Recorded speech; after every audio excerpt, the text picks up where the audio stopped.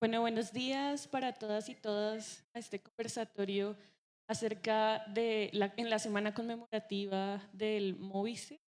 El día de hoy pues nos acompañan varias compañeras fundadoras, integrantes de el Movice a nivel nacional.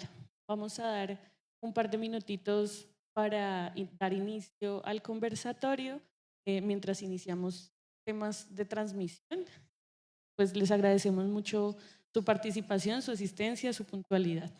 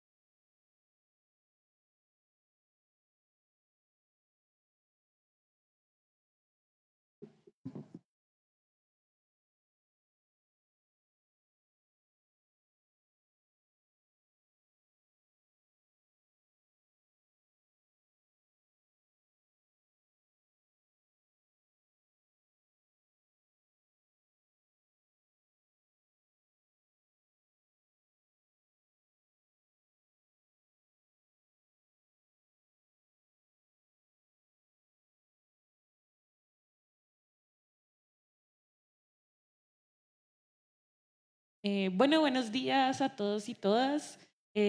Nuevamente bienvenidos a este espacio, al Centro de Memoria, Paz y Reconciliación en la ciudad de Bogotá. Este lugar que ha sido y será pues un espacio pensado y creado para las víctimas y que nos ha acompañado y nos ha cobijado en muchas de nuestras actividades, incluyendo en este mismo escenario recibimos este año el Premio Nacional a los Derechos Humanos, un reconocimiento a todas las víctimas de crímenes de Estado que siguen luchando en contra de la impunidad, y quería pues primero que todo felicitarlas nuevamente a todas ustedes desde los capítulos. Muy bien, un aplauso para todas y todos nosotros.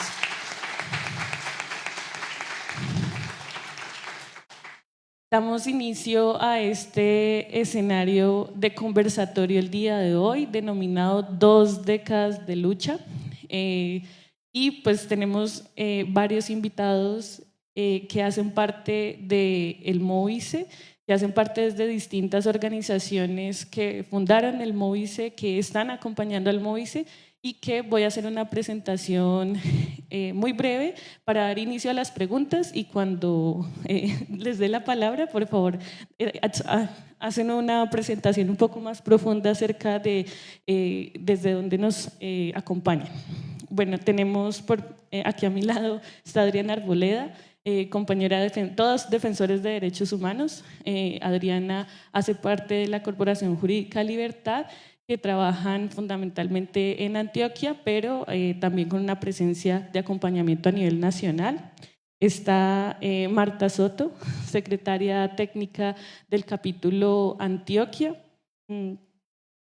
María Cardona, compañera del Movice capítulo Bogotá y del Comité Permanente para la Defensa de los Derechos Humanos, CPDH, y Eduardo Carreño, compañero acompañante también de víctimas, defensor de derechos humanos del colectivo de abogados José Alvear Restrepo. Entonces, bueno, un poco la intención. Bueno, ¿y quién les habla? Yo soy Jenny Romero, yo soy acompañante del capítulo Bogotá del Movice. Y este conversatorio tiene una intencionalidad, y es primero poder hacer un recuento acerca de los logros, esas reflexiones y esos aprendizajes, también retos que ha tenido el Movice a lo largo de estas 2 décadas de lucha, y poder hacer justamente un recorrido acerca de esas experiencias y poder, por supuesto, con el diálogo, aperturar pues escenarios de transformación al interior de nuestro movimiento. Y bueno, la primera pregunta sería pues para Adriana, así en este orden, y después nos devolvemos. Sería: ¿cuáles fueron las condiciones históricas y políticas que permitieron la creación del Movimiento Nacional de Víctimas de Crímenes de Estado?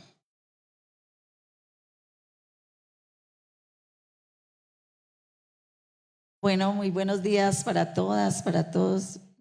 Me alegra mucho estar en este espacio, recordar a Ana María, a Nilson y a todos los compañeros y compañeras que hoy acompañan desde la memoria, porque como siempre lo hemos dicho, la memoria prevalece. Me alegra que estemos conmemorando estos 20 años de resistencia, de lucha, de trabajo organizado político, y que sigamos pues firmes en los objetivos y estrategias de este movimiento. Este movimiento surgió, Jenny, en el 2005, pero pues todas y todos los que estamos acá veníamos de una larga lucha. Primero del movimiento de derechos humanos, entre ellos el CAJAR, que seguramente Eduardo ahorita contará más, pero también de organizaciones de víctimas, de ASFADES, el Comité de Solidaridad con los Presos Políticos, y pues y organizaciones en todo el territorio. Pero quizás el momento más cercano ya de la existencia del Móvice es la creación del proyecto Colombia Nunca Más, en el año 1995, con Javier Giraldo, que ustedes saben que Javier es como el papá de todas las causas. Teníamos la idea de que era necesario avanzar en una comisión de la verdad, y Javier nos convocó a distintas organizaciones de derechos humanos y de víctimas. En ese momento era el CAJAR, el Comité de Solidaridad con Presos Políticos, la Comisión Intereclesial de Justicia y Paz, el Comité Permanente. Del territorio estábamos nosotros, la Corporación Jurídica Libertad, y un colectivo que se llamó CODECEL, Colectivo de Derechos Humanos Semillas de Libertad. Y la idea era que pudiéramos documentar los crímenes de lesa humanidad de tal forma que en el momento en que se construyera, más bien se conformara una comisión de la verdad, tuviéramos documentado al máximo todo lo que había sido la violencia estatal. Ya teníamos antecedentes, el libro negro de la represión, los documentos de la Liga contra los Pueblos, bueno, comisiones ad hoc que hubo para casos específicos, como el caso de Trujillo, Barranca, etc.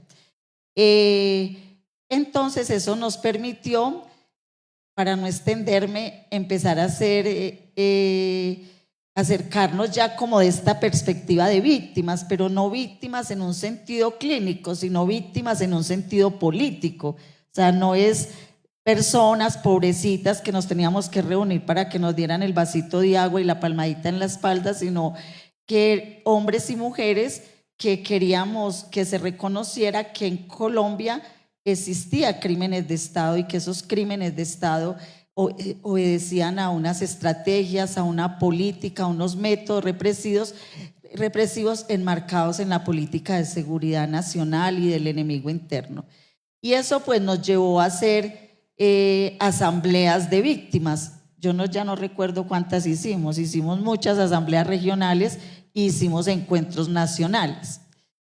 O sea que ya veníamos con un acumulado histórico, y así llegamos a la política de seguridad democrática de Álvaro Uribe y toda su arremetida de violencia y de violación a los derechos humanos. Y él logró instalar, con la ayuda de los medios hegemónicos, la idea de que en Colombia solo existía un problema, que eran las FARC, y un crimen, que eran los secuestros.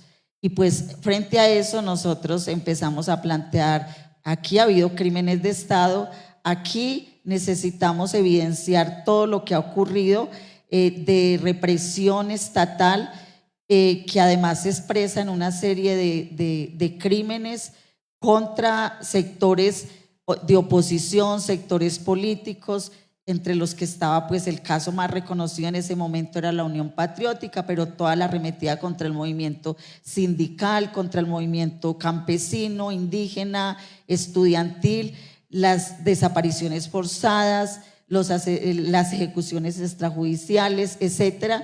Y pues eso llevó a la famosa marcha del 6 de marzo del 2005, donde pues que fue posterior, porque hubo una gran marcha contra el secuestro, y si bien nosotros no estábamos a favor del secuestro, sí queríamos decir: en este país hay muchos otros crímenes y hay una violencia estatal, y pues se hizo una convocatoria súper amplia que dio como resultado que el país se movilizara en una gran marcha en todo el país, o sea, fueron marchas masivas, y pues eso dio surgimiento al Movimiento Nacional de Víctimas de Crímenes de Estado en una gran asamblea que estuvo pues desde el momento cero perseguida y reprimida. En los informes de inteligencia del DAS aparece como en la asamblea de constitución del MOVIS estaba el DAS infiltrado y estaban pues todos los seguimientos a todas las organizaciones que aparecían como con una cara más visible liderando el proceso.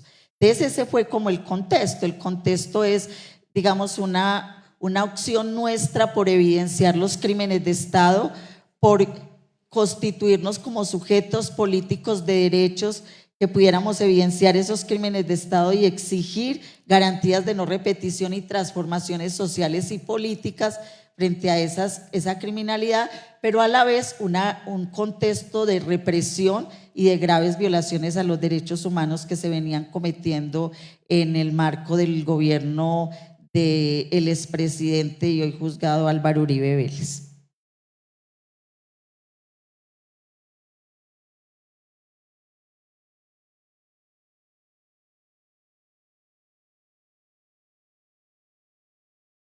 Bueno,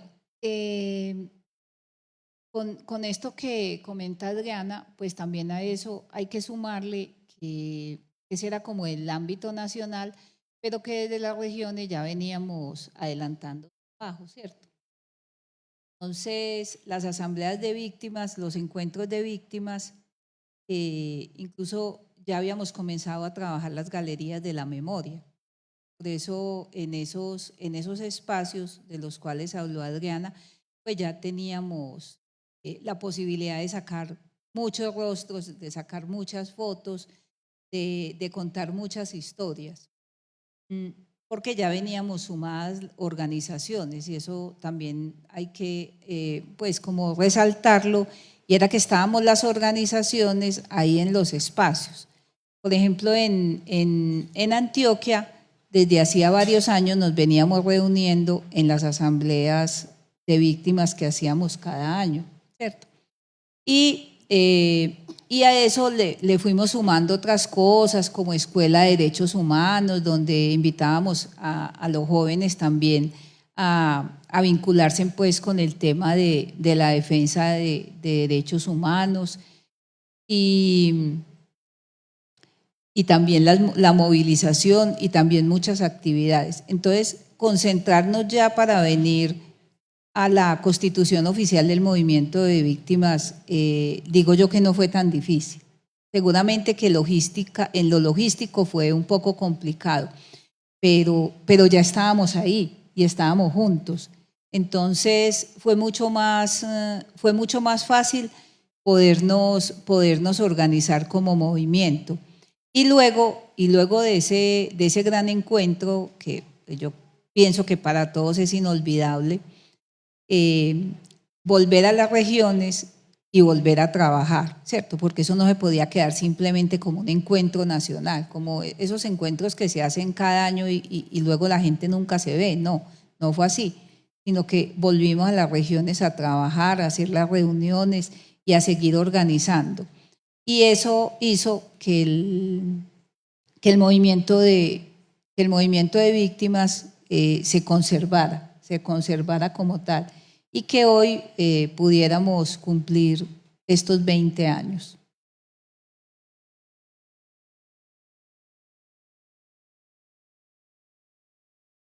Hola.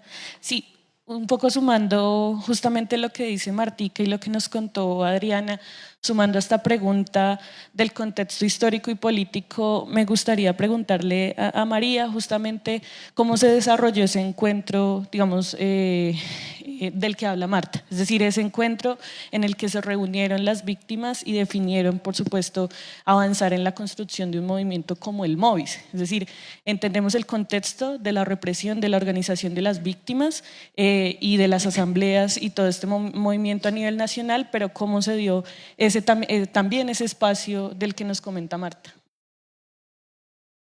Gracias, Jenny. Un abrazo a todas y a todos.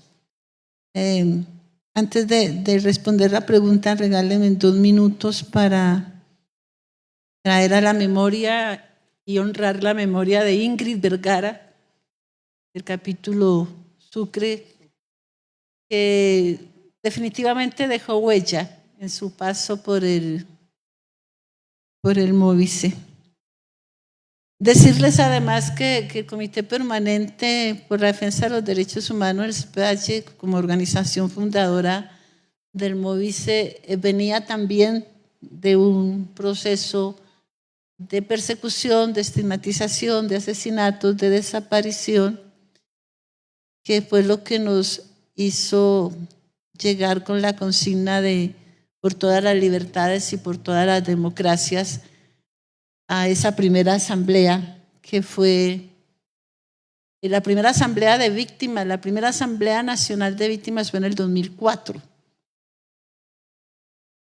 Venía, claro, ambientada por las asambleas, en el caso de Santander, estaba yo en esa región en ese entonces, venía precedida de asambleas veredales, municipales, departamentales. Aquí está Guillermina, que se acordará de en esa primera asamblea departamental de Santander, que estuvo también marcada por momentos de dolor con la desaparición de Chucho Peña, la desaparición y el asesinato posterior de Chucho Peña, pero también con toda la arremetida que hubo contra la Unión Patriótica en Santander y contra el Partido Comunista.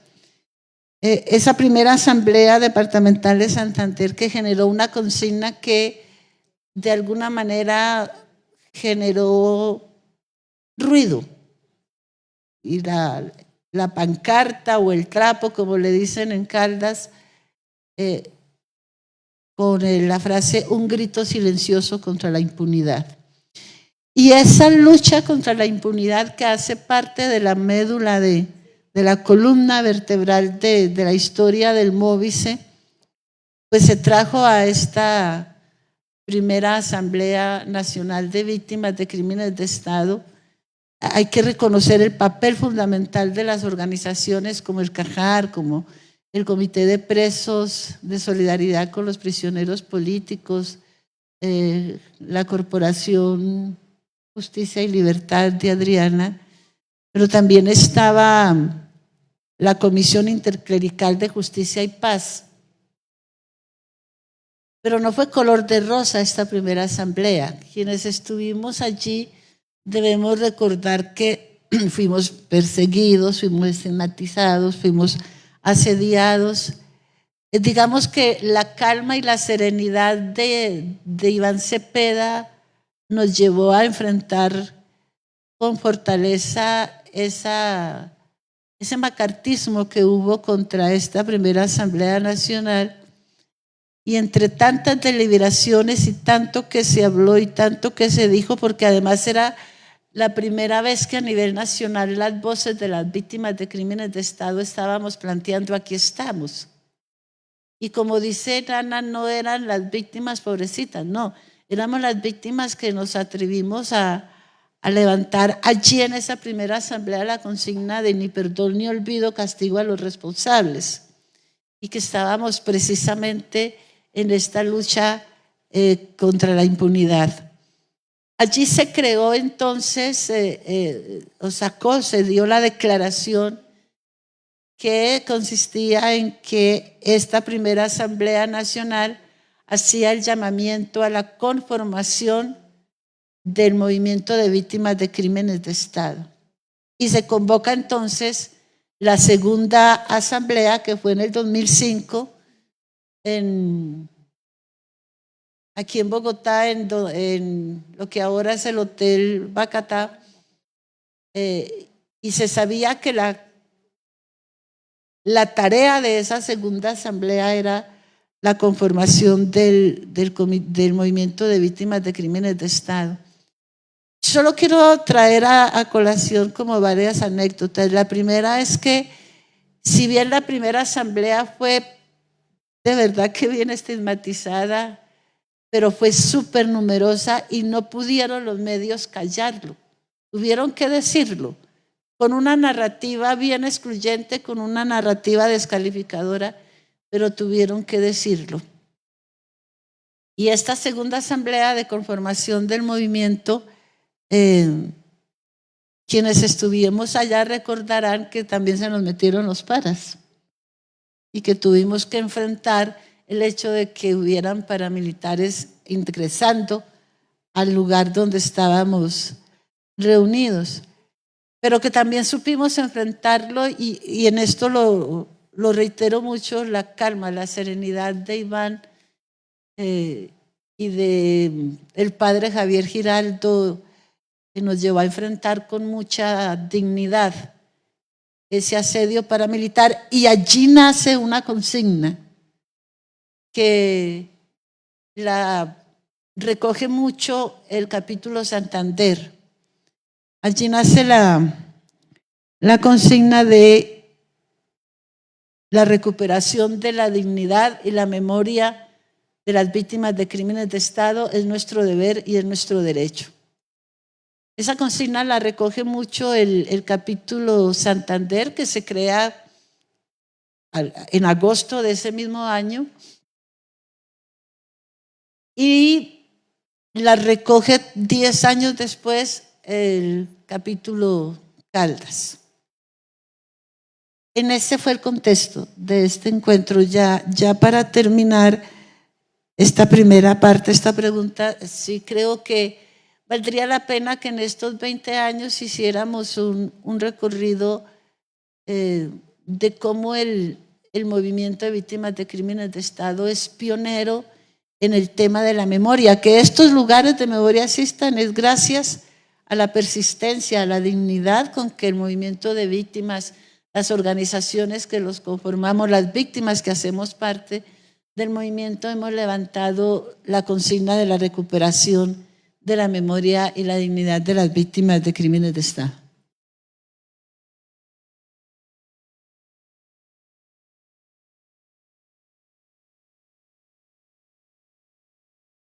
Buenos días para todas y todos. ¿Cuántas horas es que tengo para hacer la presentación? 7 máximo. Ya. Bueno, yo quisiera complejizar un poco el tema y quisiera plantearlo en el siguiente sentido, para verlo como proceso histórico. Hacia las épocas del 90 se comienza a generar en el país una discusión sobre el tema del derecho internacional humanitario, dada la existencia del conflicto armado interno y la aplicación en el mismo de esta normatividad. Creo que eso no lo podemos dejar pasar, porque si eso no se menciona, nos olvidamos de los problemas realmente históricos. Es que los movimientos no surgen en abstracto. Entonces, esa discusión llevó a que pues, muchos de nosotros pues, nos viéramos obligados a estudiar estos tratados y estos convenios. Y ahí, con modestia, pues hay que decirlo que hay que reconocer el papel de la Cruz Roja Internacional y de uno de los primeros pioneros acá, Philippe Gaillard, que nos enseñó, nos explicó y nos entregó los manuales. Pero el problema a resolver en ese contexto es cómo le exigimos al movimiento guerrillero que cumpla esa normatividad. Y ahí empezamos a discutir un poco más a fondo si los movimientos guerrilleros son sujetos o no del DIH. Algunos llegamos a la conclusión de que ellos no son Estado, de que ellos no firmaron esos tratados, que ellos no participaron en los tratados, que quien es responsable de esta normatividad es el Estado. Entonces, esa discusión está presente ahí y sigue vigente. Esa no se ha resuelto. Un segundo elemento de estos contextos tiene que ver con el tema de la información y los archivos de los casos de violación de derechos humanos. Y cuando comenzamos a constatar esto, pues llegamos a la conclusión de que cada quien de las organizaciones de derechos humanos existentes tenía, si acaso, un pedacito de la información. Y sobre casos específicos. Entonces, comenzó a plantearse cómo poner en común la información que se tenía para poder analizarla y poder poner en común la información. Porque también hay que plantearlo, aquí hay un vicio que creo que es histórico y que cada organización se encuentra depositaria de la verdad. Y lo que diga la organización, eso es. Nadie distinto puede opinar sobre ese tema. Y eso a nosotros nos generó problemas, tanto en lo nacional como en lo internacional.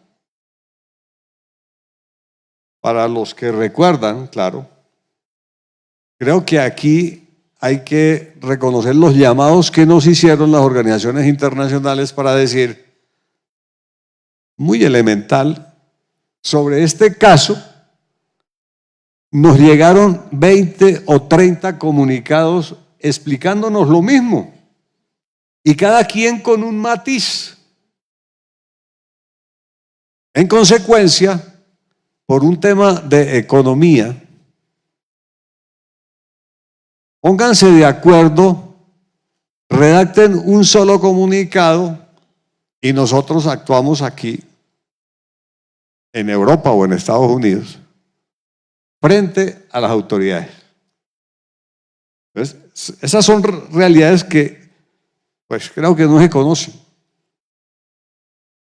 Y hay que compartirlas porque esos son enseñanzas que nos han dejado estos procesos.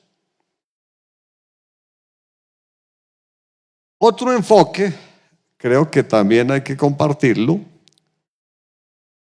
son las discusiones que se generaron internamente sobre las denuncias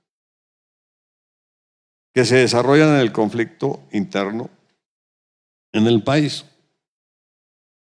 Y en esta materia creo que también hay que compartirlo. Una cosa es una crítica general sobre un hecho concreto y otra cosa son los llamados a estas organizaciones que teóricamente cometen los crímenes. Porque cuando se trata de los crímenes del movimiento guerrillero, investigar lo que realmente pasó es un poco más complicado para cualquiera de las organizaciones nuestras. Distinto a si los crímenes los comete el Estado. Porque no hay información disponible. Entonces, eso lleva a que se tenga prudencia al hacer este tipo de planteamientos. Porque si uno no tiene cómo investigar y cómo acceder a la información de lo que hacen los movimientos guerrilleros, pues pronunciarse sobre eso es más complejo. Entonces, lo hacemos con fundamento los informes de los medios de información del sistema o sobre los informes de inteligencia del Estado. Y pronunciarse así creo que es un poco más complicado. Pero esa discusión también está y sigue vigente. Entonces, pronunciarse en eso hay que tener cierta moderación o cierta ponderación para poder decir las cosas con algún sentido, desde los enfoques de derechos humanos. El otro tema, que es de contradicción en el contexto, para ponerlos en los tiempos, es el análisis sobre el paramilitarismo en Colombia, y en los cuales no había ni hay acuerdo. En esa época, algunos llegamos a la conclusión de que el paramilitarismo es una política oficial del Estado. Y ahí se acudieron a las investigaciones nacionales e internacionales, a desclasificación de informes, etcétera, etcétera, en los cuales creo que hay que reconocer aportes que hizo el padre Javier Giraldo, los aportes de la gente de Estados Unidos que colaboró en desclasificar información sobre el conflicto en Colombia entre liberales y conservadores. Nos dijeron en la historia oficial que algunos ya no creemos en eso y que creemos que se trató más del exterminio del movimiento gaitanista, y en donde la desclasificación de esa información llevó a concluir que una de las recomendaciones que se le hizo al Estado colombiano era la creación de grupos privados de personas que trabajaran con la fuerza pública para evitar lo que había pasado en el conflicto en la época del 50 entre liberales y conservadores. Y después hay igual aportes y reflexiones que hace Eduardo Umaña Luna para que estudiáramos y leyéramos la Ley de Seguridad Nacional, el decreto 3398, famoso, que estaba anexo, ya no, en el Código Penal Militar. Ya ahora hay que consultarlo en otro tipo de documentos, pero ese documento está vigente, porque eso se volvió ley de la República en el 68. Y en donde se faculta a las fuerzas militares a entregar armas de uso privativo y de defensa personal a los particulares y colocarlos a su servicio. Eso sigue vigente, a mi modo de ver, salvo las de entrega de armas de uso privativo. Como aquí hay que resumir para poder ponernos de acuerdo en estos diálogos y poder clarificar algo de los procesos históricos, en la época del 2000 se da inicio a esos procesos que aquí llaman de diálogo y negociación con los movimientos armados ilegales. Y ahí aparece el inicio de los diálogos con el paramilitarismo, que efectivamente culminó en el 2005 con la expedición de la ley esta 975 es, que la expide en un congreso que nosotros no sabíamos que tenía esa influencia del 35% del paramilitarismo, pero que después, en conclusión, en los procesos históricos, creo que llegó al 50% oficialmente, según la investigación de la Sala Penal de la Corte, de los 135 congresistas investigados por paramilitarismo, de 268, que son los congresistas. Pero en esa discusión aparece el tema central: la representación de las víctimas, ¿quién la tiene en esos diálogos?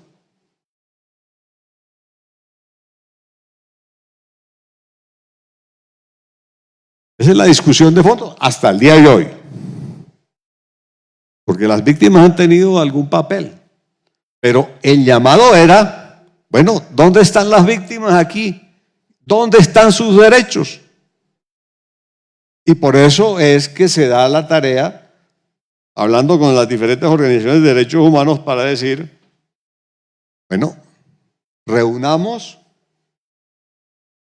a las víctimas, sentémoslas y facilitemos que se pongan de acuerdo en algo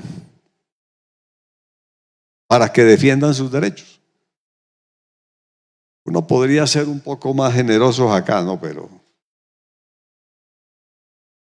creo que hay que plantear igual otro de los elementos que hay ahí en esta contradicción.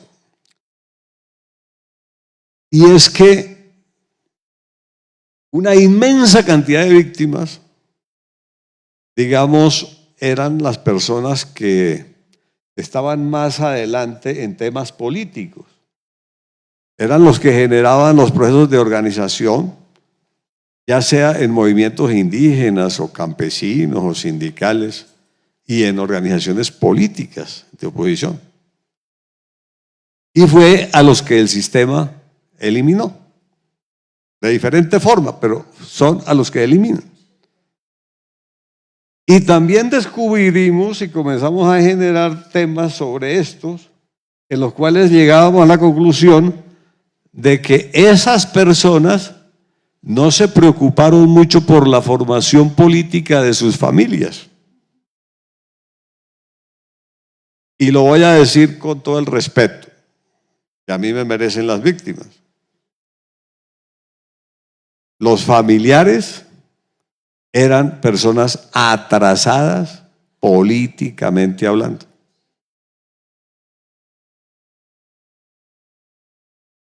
Entonces, trabajar con personas de estas características es mucho más complejo, mucho más difícil, porque la mayoría no entendía, y creo que no entiende todavía, la lucha de sus familiares, de los que fueron desaparecidos, asesinados o lo que sea.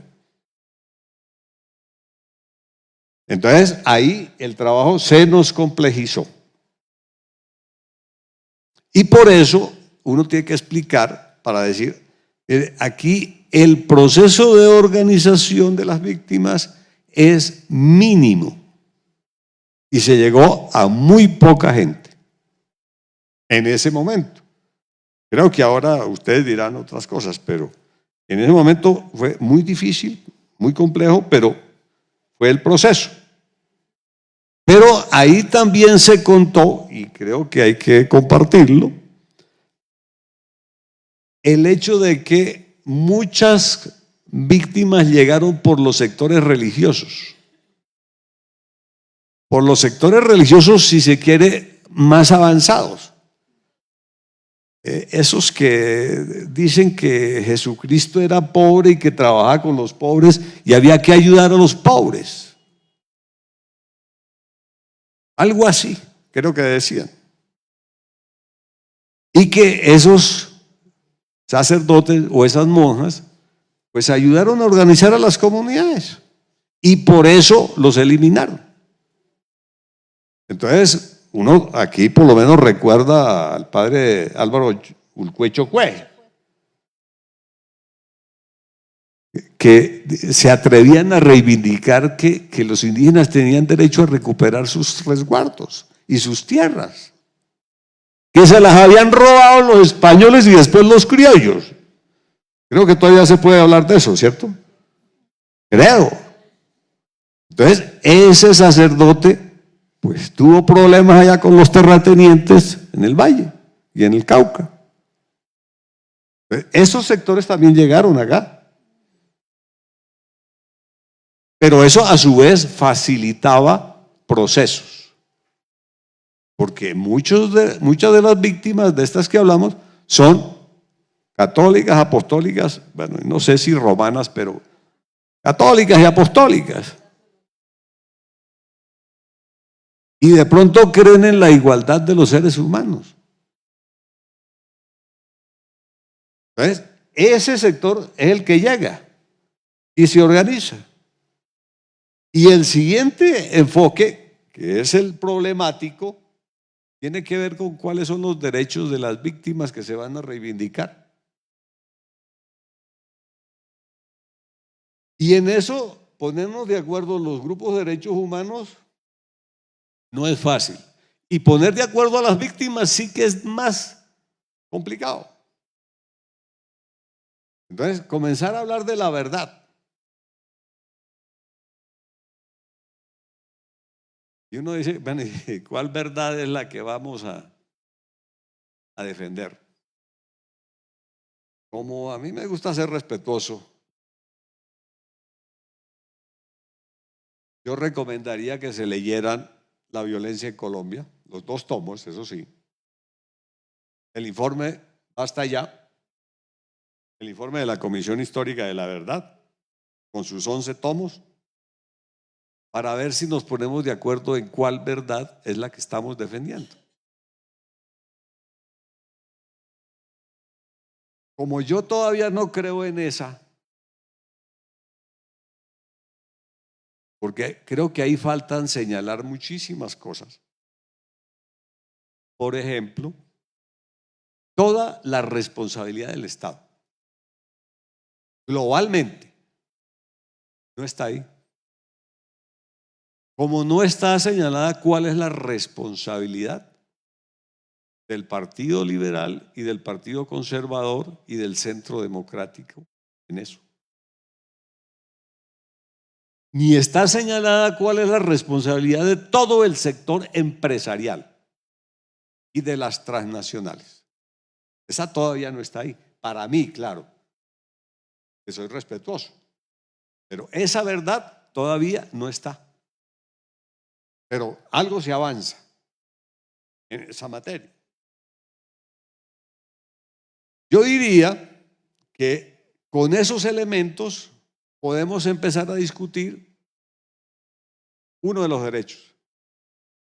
Y después comenzamos a hablar de justicia. Y ese es un tema para mí más complejo, porque pues he trabajado todo el tiempo en esto. Y después de muchísimos años de estar trabajando, llego a la conclusión de aquí la justicia es el punto para mí central de los derechos de las víctimas. Porque también lo vamos a decir, para dejarlo como constancia histórica, claro. Las organizaciones y las víctimas conocen a los victimarios. Puede que no por nombres y apellidos, pero saben quiénes fueron. Y si la justicia no se aplica, pues a la gente le toca acudir tarde o temprano al derecho a la venganza o a la justicia por propia mano. Y de eso tenemos toda la historia que ustedes quieran conocer. Pero eso está ahí en el trasfondo. Y por eso la impunidad en Colombia es generalizada. En estas materias estamos hablando, siendo generosos, más o menos en el 97-98%. Hay impunidad. Y revisen los procesos que ustedes quieran. La impunidad aquí es, para mí, el punto central. Y eso, me han dicho, me dijeron las víctimas, no se negocia. Eso no se negocia. Eso es lo que salga. Entonces, hay que actuar. Y en eso hay que exigir. Y sobre lo demás, sobre reparación integral, individual, familiar, social y colectiva, estamos por avanzar. Y en garantías de no repetición, igual. Hay que esperar. En aras a la brevedad, ya que no me dieron sino esos tiempos, entonces dejaría hasta ahí en la primera pregunta. Muchas gracias.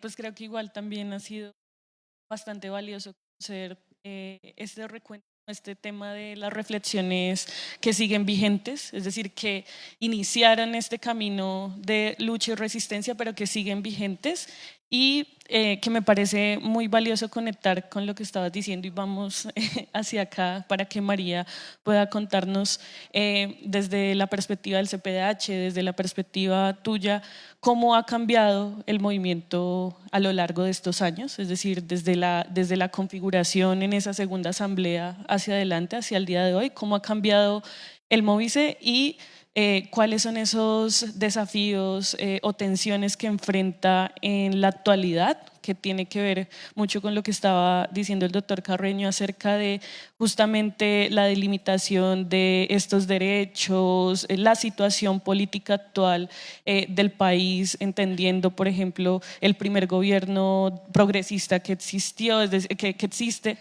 y es decir, eso, como esas transformaciones a lo largo del tiempo y las tensiones que enfrenta actualmente el Movice.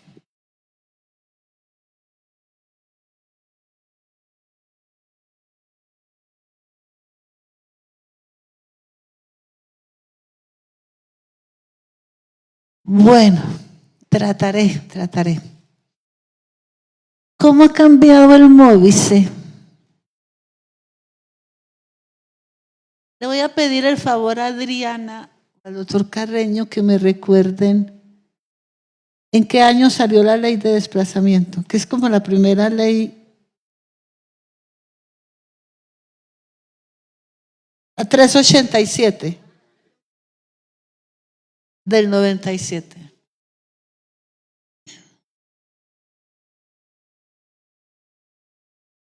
Les decía antes que una de las primeras consignas del Movice fue ni perdón ni olvido, castigo a los responsables. Hace poco hacíamos el debate de si a hoy que hay un gobierno de cambio, un acuerdo de paz aparentemente vigente, esa consigna tiene validez. Algunos decían que no tiene validez. Otros decíamos que sigue siendo muy válida esa consigna.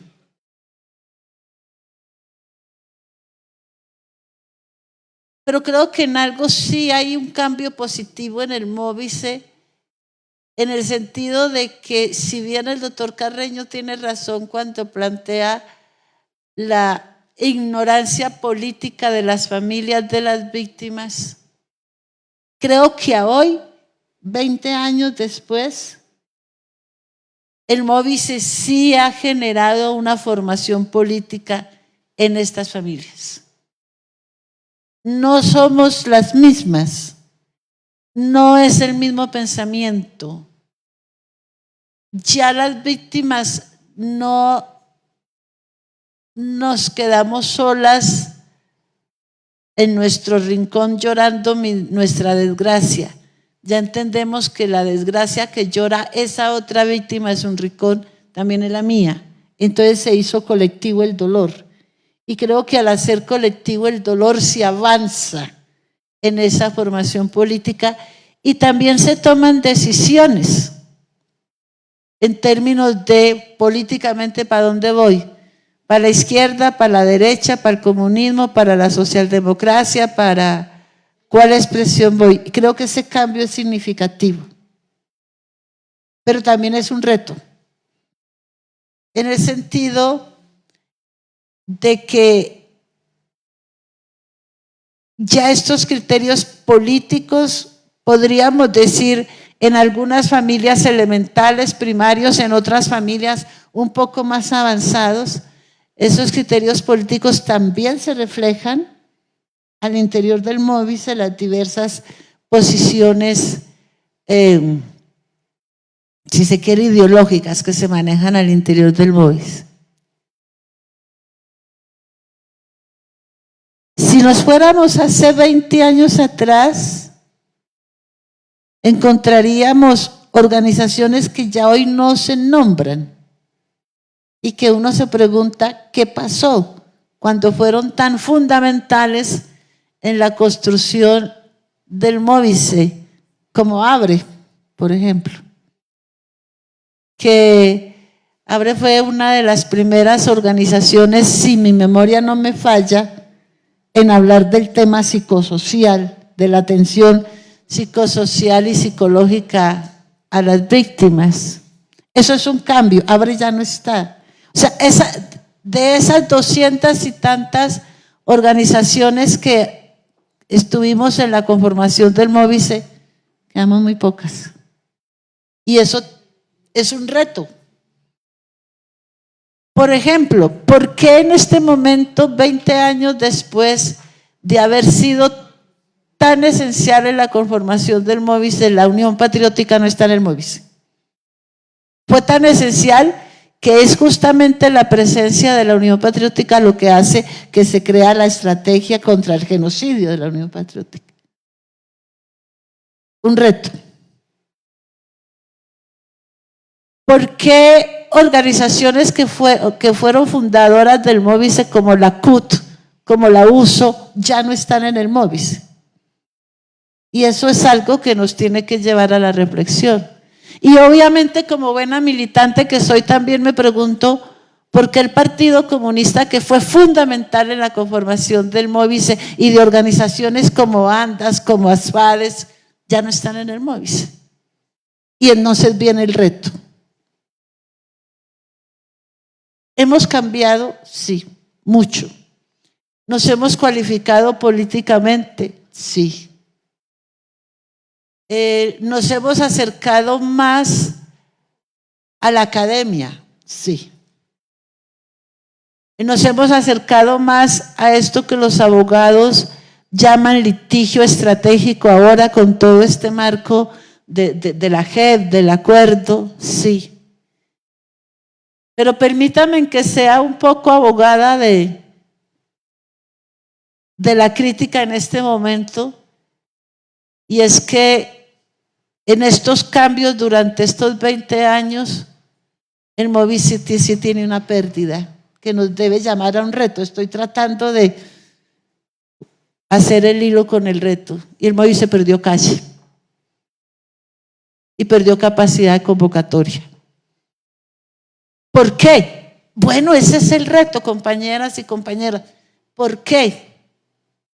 ¿Por qué los ríos de víctimas y de organizaciones que se vio el 6 de marzo, que se veían en este encuentro que tuvimos, que llenamos el Coliseo El Campín, por qué ya no se ven?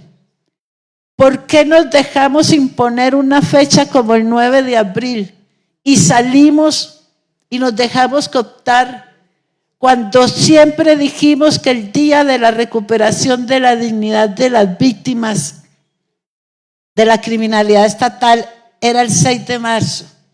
Y tuvimos 2 o 3 marchas fabulosas del 6 de marzo. Y ahora el 6 de marzo no estamos en la calle. Y si estamos en la calle, somos muy pocos. Ese es el reto. ¿Por qué perdimos calle y por qué perdimos capacidad de convocatoria? Pero yo creo, y termino con esto, yo creo que en estos 20 años y en medio de ese cambio ganamos algo.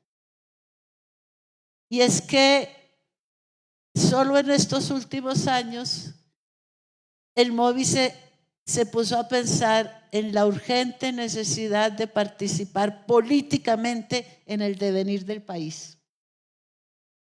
Y entonces llega todo este proceso de tener senadores y representantes a la Cámara que fueron artífices de la creación del Móvice, y viene este gobierno en que nosotros lo apoyamos, pero que recién empezó el gobierno de Petro. Esto es una anécdota. Yo con Adriana decíamos, oiga, pero no lo critiquemos porque lo ponemos allí. Y Adriana me dijo algo muy cierto, lo pusimos allí, hay que criticarlo. Y hoy reconozco ese error mío en ese espacio y digo, sí, lo pusimos allí, pero tenemos el derecho a mantener la independencia y la crítica.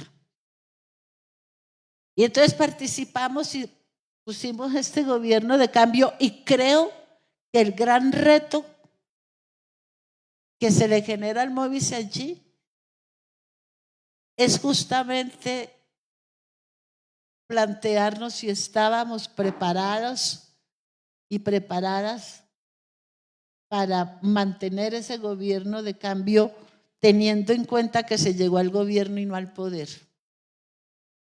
Pero también hay otro reto, y ya con esto cierro, Yemi, y es que con este gobierno del cambio, muchos de los funcionarios que llegaron allá fueron cooptados de este movimiento y de las plataformas de derechos humanos.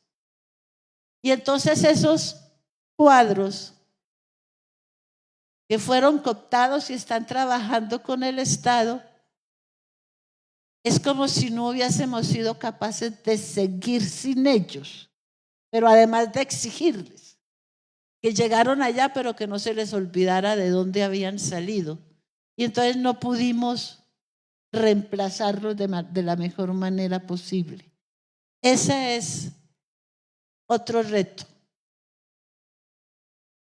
Y ahora se nos viene un reto muchísimo más grande, tanto a las organizaciones como a las víctimas, como a los familiares, y es defender y mantener lo poquito que hemos avanzado, pero ser capaces de proponer mayores pasos y mayores metodologías que hagan realidad el cambio.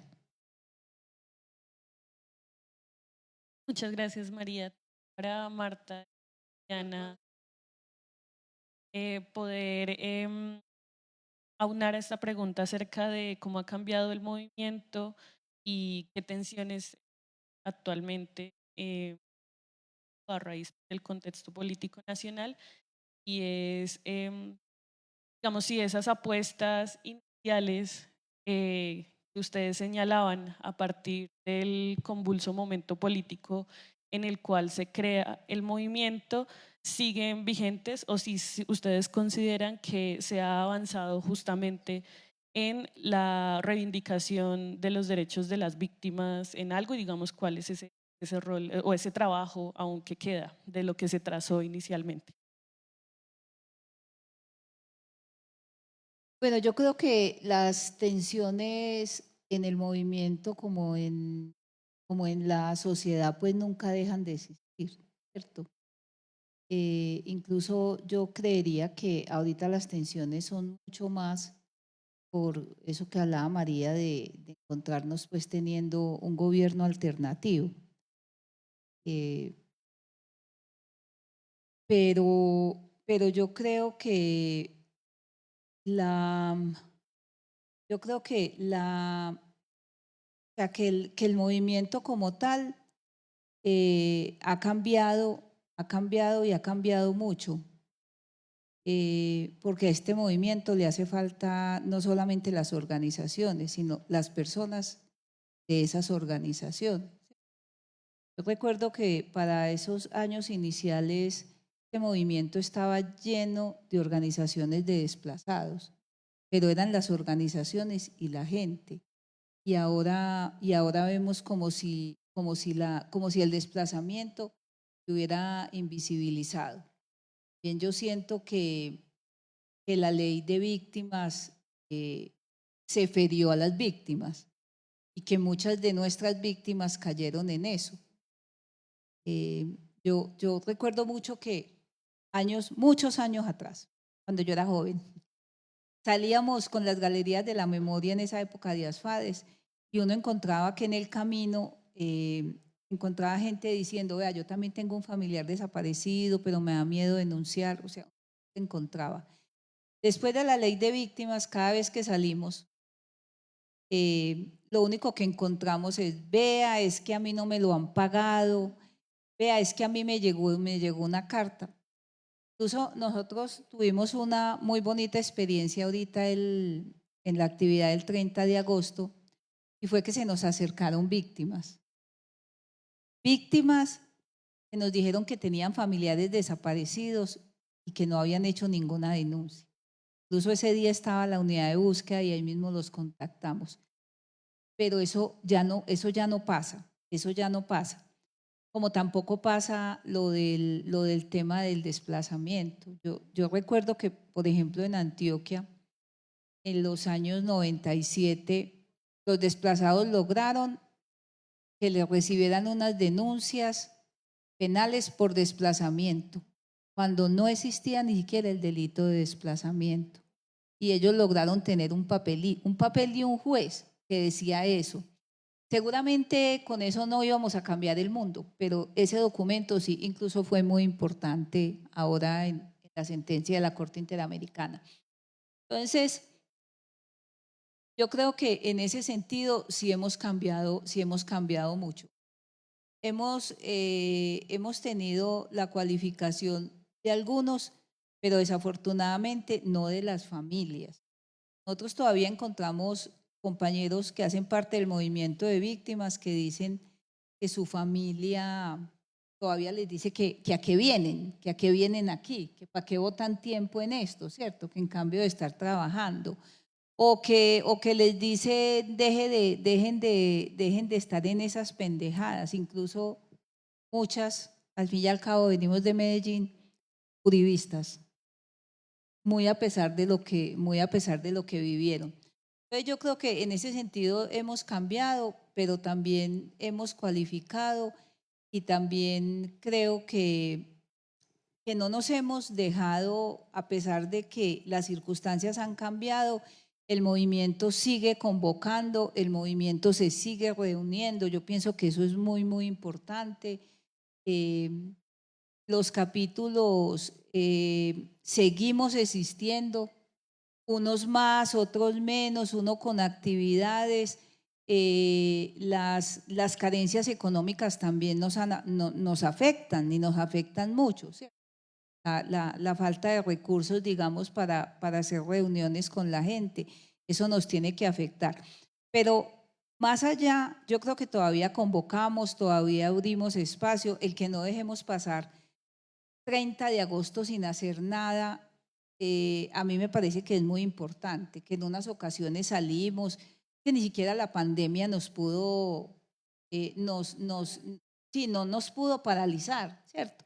Yo recuerdo que hicimos cosas desde las casas y las subimos a redes sociales, algo que años atrás ni se lo imaginaría uno, pero lo hicimos, que yo también siento que eso es importante y también nos lo tenemos que valorar, porque si no, no podemos salir de estos 20 años como con esa posición de que no, mire, es que ya no estamos esto, ya no hacemos esto, ya no convocamos, no, o sea, todavía lo hacemos, seguramente en mucho menor medida, pero sí lo hacemos y yo creo que lo mejor que debe salir de estos 20 años también es la decisión de seguir avanzando, de que algunos capítulos que no están en estos momentos y nosotros pudiéramos ayudar, no sé cómo, no tengo aquí pues la varita mágica para decir cómo, pero que los capítulos resurjan, que no dejemos caer el trabajo en medio de todas las dificultades.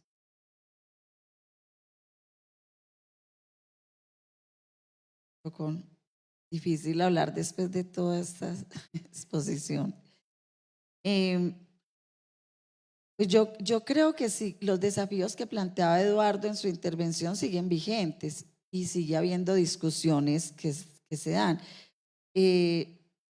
Seguimos teniendo una postura política alrededor de la lucha contra la impunidad, seguimos afirmando la necesidad de evidenciar la criminalidad estatal y la sanción la investigación, el juzgamiento y la sanción a los responsables.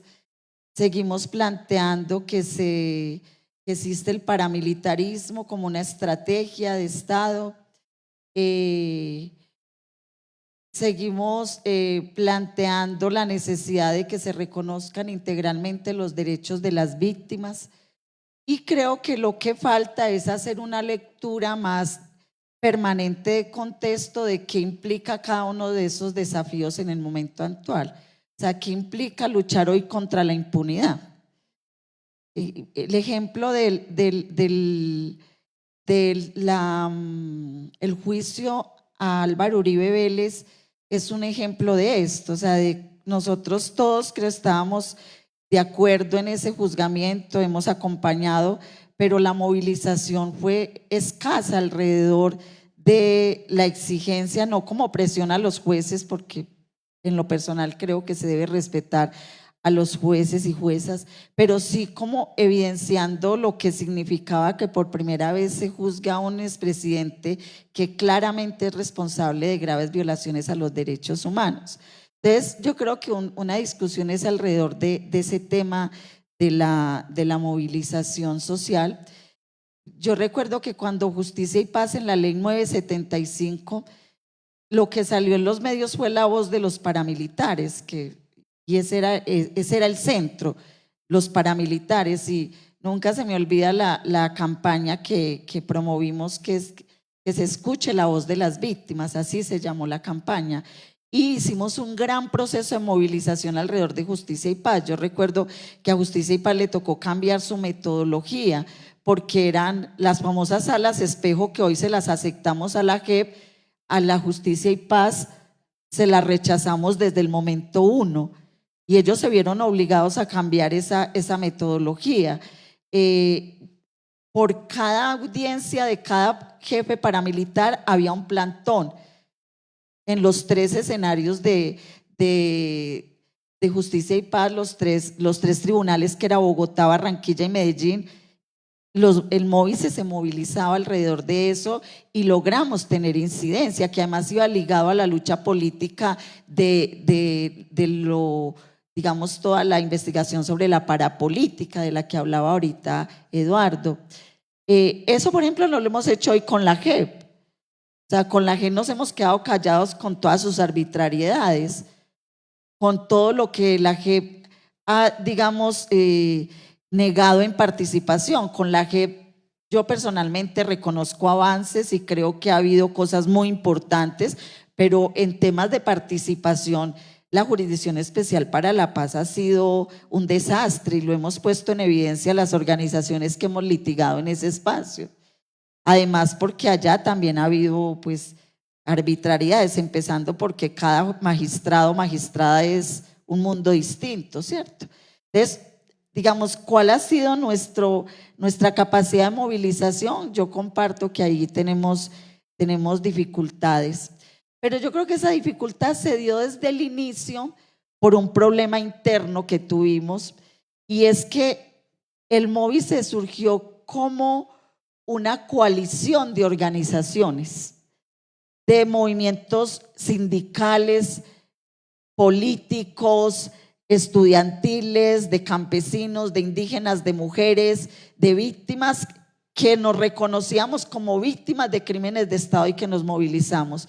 Y hubo un sector del movimiento, del propio movimiento, que rechazó de alguna manera eso y que empezó un poco a decir que las víctimas eran como las personas. Entonces, no, aquí tenemos, yo soy víctima de la OP, yo soy víctima de desaparición, yo soy víctima, y como que el individuo prevaleció sobre el organizativo, y eso hizo pues como que afectara el desarrollo del movimiento. Entonces, por ejemplo, la CUT sigue trabajando el tema de víctimas, de hecho es sujeto de reparación colectiva.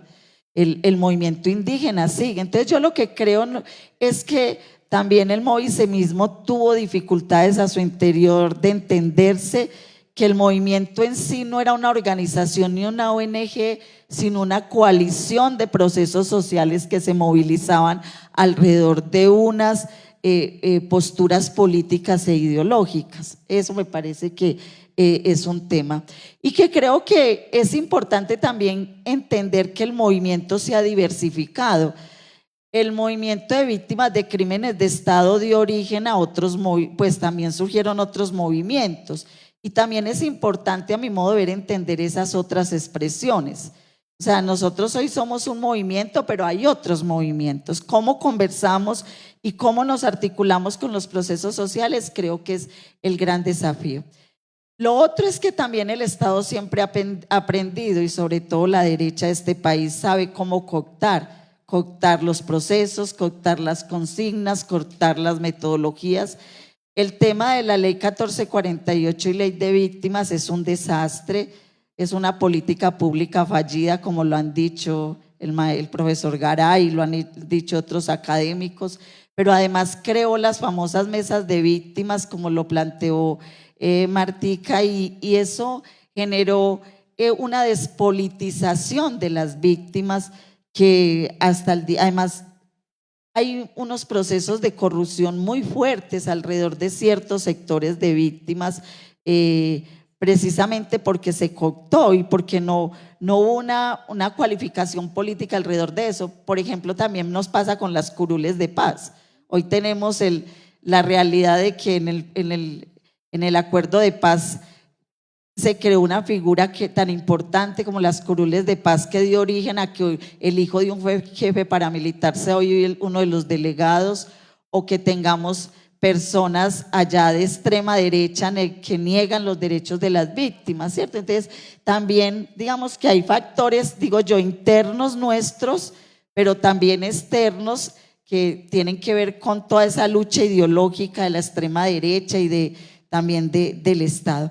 Pero seguimos influenciando. Yo valoro mucho lo que hemos hecho, por ejemplo, que nosotras hoy el movimiento se esté planteando los derechos de las mujeres, la política de género como parte esencial de nuestro proceso. Para mí es importante, y eso incluso con discusiones internas de algunos que todavía cuesta eso, ¿cierto?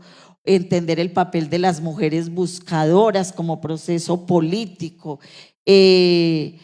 También jugamos en la Comisión de la Verdad. Yo comparto el cuestionamiento que hace Eduardo sobre la verdad, pero hicimos procesos. Por ejemplo, hicimos el Tribunal Permanente de los Pueblos, que tiene su fallo, que la mayoría del MOVICE no se lo ha leído. O sea, digo, lo que tenemos que hacer es cómo nos movilizamos. También hay otros lenguajes, María. Yo creo que no hacemos marchas, pero hacemos otros procesos. Ahora, ¿qué carácter tienen esos procesos en términos políticos? Yo creo que es importante. La campaña por la verdad de quien dio la orden movilizó a mucha gente. O sea, que también logramos juntarnos con otros sectores alrededor de otras luchas y otros procesos. O las cuchas tienen razón, o la movilización alrededor de la parapolítica misma. O sea, yo lo que creo que también es importante entender que el movimiento no es uno, que hay muchos procesos, y que lo que tenemos que hacer también es el esfuerzo de articularnos y de movilizarnos colectivamente con otros y con otras, no quedarnos estancados mirándonos a nosotros mismos, sino fortaleciéndonos en unas luchas con otros sectores. Por ejemplo, no sé, y con esto sí termino, es la minga. ¿Qué nivel de participación tenemos con la minga indígena y popular? O tuvimos en su momento. O sea, yo creo que también hay que entender que no siempre la iniciativa parte de nosotras y nosotros, sino que también hay otros procesos organizativos, y que parte del fortalecimiento nuestro es juntarnos con esos otros procesos y mantener la constante de formarnos, de estudiar y de movilizarnos colectivamente con otros y con otras. Al doctor Carreño, pues esta segunda pregunta también, pero anclando una tercera para ir cerrando, y aquí sí vamos a necesitar ser un poquito más concisos. Y bueno, todo lo que ustedes nos han comentado alrededor de estos desafíos, estos retos que tienen que ver con aspectos internos del organizativo, aspectos también de comprender al movimiento de otras maneras, es decir, fortalecer esas articulaciones, volver también a estrategias que funcionaron como el encuentro, las articulaciones, y bueno, digamos, volver a la calle, ser críticos y autocríticos también desde el interior. Pero me gustaría, digamos, un poco esta última pregunta, que tiene que ver, que es algo anclado al anterior, que tiene que ver con esos desafíos en los próximos años del MOVICE. ¿Cómo se imaginan un movimiento de 20 años en los próximos años? Pero quisiera anclar a esa pregunta un poco la complejidad del mundo en el cual estamos viviendo actualmente. Un mundo en el cual pues ya la lucha por el medio ambiente tiene que ver todo que ver con todas las luchas, es decir, no podemos hablar de la continuidad de la vida en el planeta sin hablar precisamente de la defensa de los derechos de la naturaleza, y que justamente en un país como Colombia, pues los defensores ambientales son quizá, pues, y se ha evidenciado, pues los líderes que más son perseguidos y asesinados en el país y en el mundo. Eso por un lado, es un reto complejo de la existencia en el mundo, pero además también todo este tema de las redes sociales. Es decir, sabemos que ahora se comunica de otra forma. El tema de la pandemia transformó todo esto, y que muchas veces los mensajes, y sobre todo los mensajes como un movimiento como el Movice, que es muy político, pues quedan reducidos al video de TikTok o de Instagram. Y un poco lo que ustedes señalaban, necesitamos fortalecer la politización de las familias, de las víctimas. Tenemos ese reto complejo, pero también pues la militarización, la transformación, por ejemplo, de un gobierno, de los gobiernos como Estados Unidos, que está planteando y ya tiene nuevamente visibilizada la guerra en América Latina. Es decir, vivimos un momento complejo, es lo que quiero señalar. ¿Cuáles son esos desafíos, además de los que ustedes han identificado, que desde el movimiento de víctimas tiene en estos procesos? Bueno, trataré de ser más conciso. Después de lo que hemos vivido y de lo que trabajamos, creo que conjuntamente vamos a tener algunos retos que afrontar. Uno tiene que ver con los informes que se presentaron a la Jurisdicción Especial de Paz por parte de las víctimas y las organizaciones de derechos humanos y organizaciones sociales y políticas. Creo que nosotros no imaginábamos el número de víctimas existentes en el país, de toda clase de delitos o de crímenes. Para mí, desde luego, recogiendo algunas de las discusiones nacionales e internacionales que hay, creo que es evidente la existencia de un genocidio político del pueblo colombiano.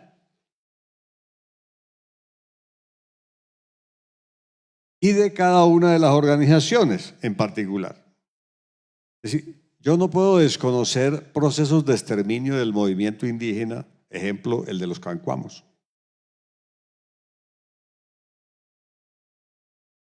O el exterminio del movimiento campesino, centrado esencialmente en dos organizaciones, la NUC y FENSUAGRO.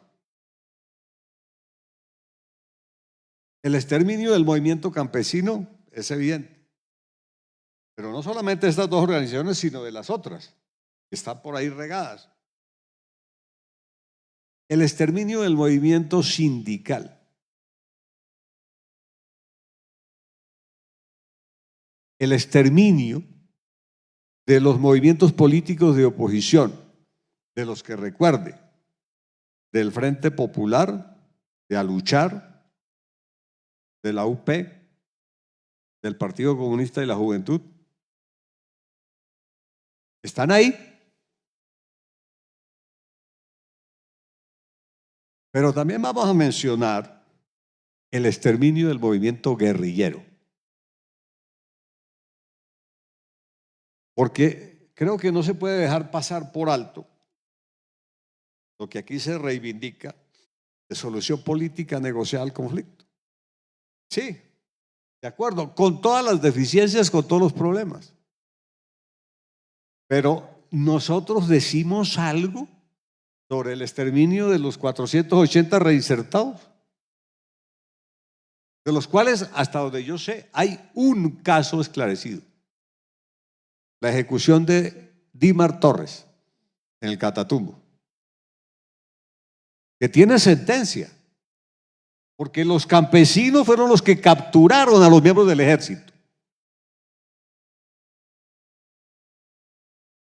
Uno, un caso. Y los demás.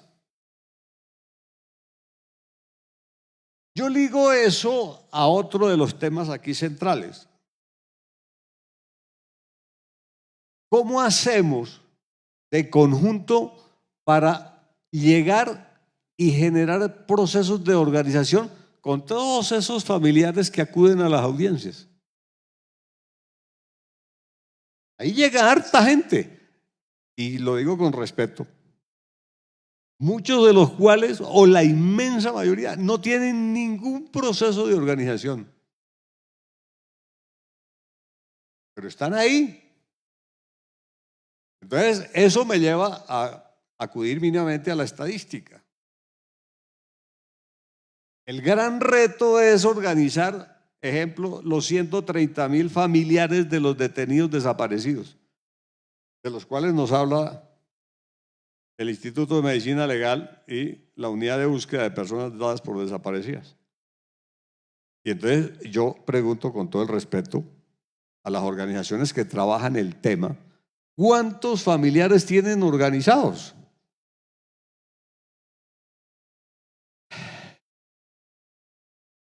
Ese es el gran reto para mí. ¿Cómo el Movice se apropia y aporta ese proceso de organización, esa experiencia bien malo regular que tenemos? Pero es cómo aportamos para llegar a todas esas víctimas.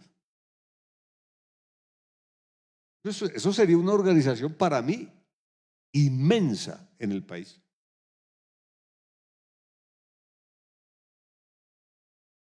De ejecuciones, estamos hablando de cerca de 600.000 ejecuciones extrajudiciales. Igual. El reto es ese: llegar a esas familias,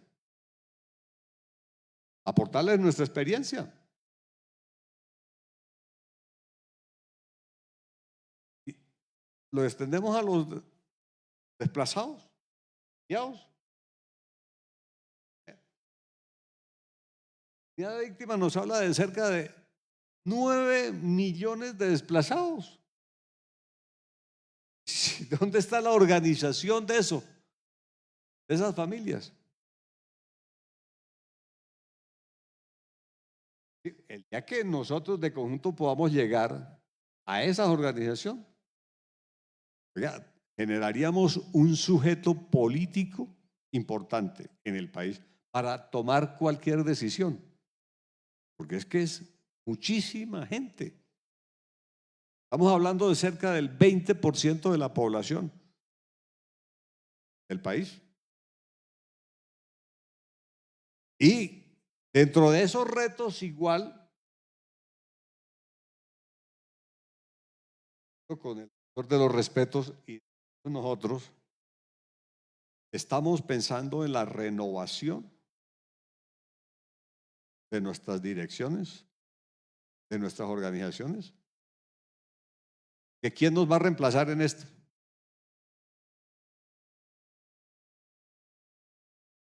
Con todas las dificultades y con todos los problemas, sí, pero pensamos a 10 años, a 20 años o a 30 años. Pues hay que preparar a los hijos, pues, y no sé si a los nietos, pero alguien nos tiene que reemplazar en esto. Y les heredamos todos los problemas que tenemos, claro. Es decir, les heredamos todo el sectarismo, claro. Y todas las posturas individuales, porque creo que seguimos en el mismo tema. El caso mío es el más importante. Eso no se va a perder, ni la gente va a abandonar ese criterio. Pero resulta que hay casi de 10 millones de casos importantes, todos igual de trascendentales. Pero en esa sumatoria es donde podemos construir. Tenemos que ser generosos para construir eso. Porque tengo la sensación de que esto va a seguir. de que esto no ha terminado, de que el conflicto armado sigue, con cambio, con modalidades, sí, pero sigue. La dominación extranjera creo que no va a cambiar. Con este gobierno o con los que sigan, no va a cambiar. Ellos son dueños del territorio, tienen todas las concesiones, hasta donde Iván sacó en el derecho de petición que hizo, todas las concesiones que se tienen con las transnacionales. Es todo el territorio y la estratosfera también.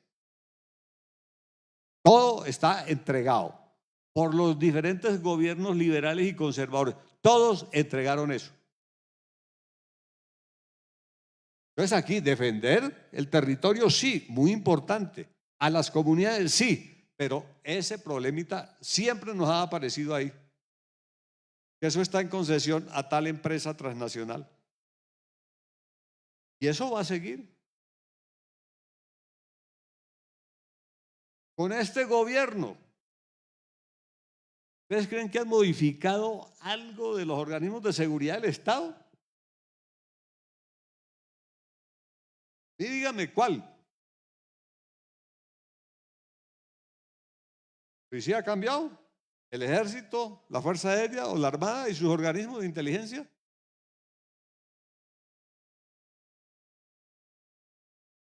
Está intacto. Entonces, creo que nos va a tocar seguir. ¿Ha tocado la administración de justicia en los temas que nos competen? Pues son los mismos jueces, son los mismos magistrados, son de lo mismo. Liberales y conservadores todos.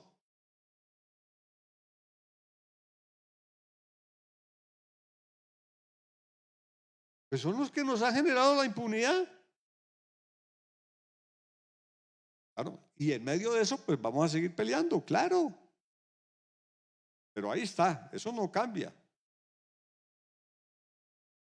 ¿Ves? Creo que nos esperan, ahí sí de conjunto, grandes cosas por hacer. Y entre todos, pues bueno, algo avanzaremos, algo construiremos para beneficio de todos, ahí sí. Es para beneficio de todos, no es para mí nomás. ¿Ves? Ahí tenemos grandes peleas, sí. ¿Cómo buscar que lo de las víctimas se avance del 85 al 64? Para que esos derechos se reconozcan. ¿Cómo garantizar en todos estos procesos que la caducidad administrativa se supere? Si hay fallos nacionales o internacionales, tiene que romperse la caducidad para que haya alguna reparación para las víctimas. Porque los 2 años nos lo están aplicando, sagrado. Hay que superarlo. ¿Cómo vamos a hacer los planteamientos entre todos para la reparación colectiva? No la individual, la colectiva. Es decir, ¿cómo reparamos aquí la construcción o la reconstrucción de lo que debería ser el Partido Comunista o a luchar o el Frente Popular? Cualquiera de esas organizaciones o al movimiento sindical. Ahí tenemos que pensarlo entre todos y pelearlo entre todos, porque si no perdemos todos. Eso es lo que más me gusta del sistema, que cuando perdemos es para todos. Ahí creo que están los grandes retos. Yo dejaría por ahí para no molestarlos mucho.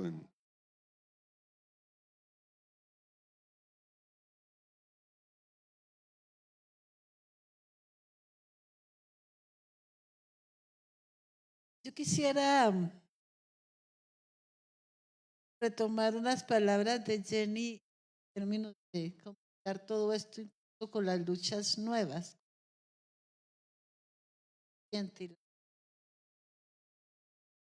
Es una discusión